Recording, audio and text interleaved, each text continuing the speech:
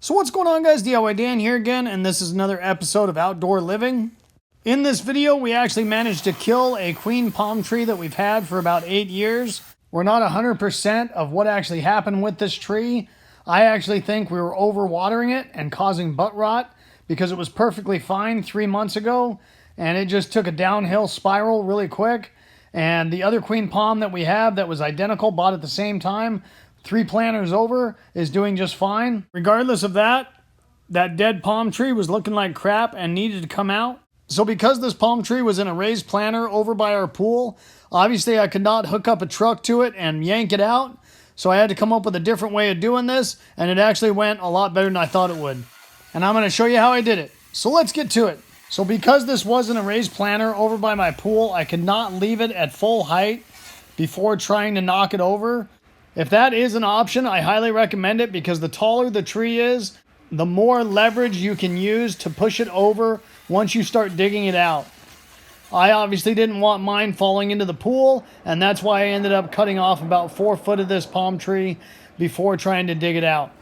So I used a small electric chainsaw in order to cut the two 2-foot sections off the top of this tree.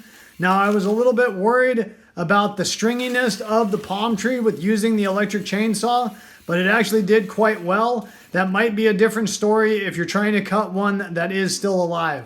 I cut about 3/4 of the way through the palm tree and then folded it over so I could control the direction it was going to fall. And then I went ahead and used the chainsaw to cut the final little bit so it would actually fall off in a safe location. After cutting those 2 2-foot sections off very easily, then I decided I wasn't going to proceed with getting this thing out the rest of the way by myself. So I went ahead and pulled back the landscaping rock and the fabric so I could access the root ball. Then using a pick, I tried digging a little bit of a circle around the palm tree, and that did not go very well. The small roots that were on the surface really made me struggle trying to rip those apart. So then I decided to go grab my battery-operated Sawzall and put the longest wood blade that I had on it and started cutting those roots through the dirt around that palm tree. Once doing that full circle with the Sawzall, I used a pick and a slim shovel to dig out that area where the roots were cut, and it made it much easier to get down underneath that root ball.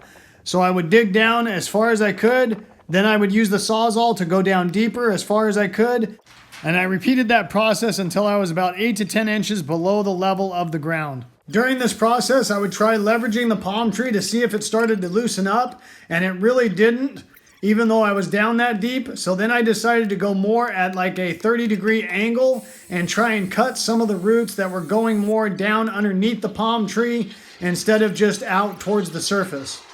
Once I started to cut those roots that were directly underneath the root ball, then it did start to loosen up quite a bit to the point where we would leverage it a little bit. Then I would go ahead and cut a little bit more.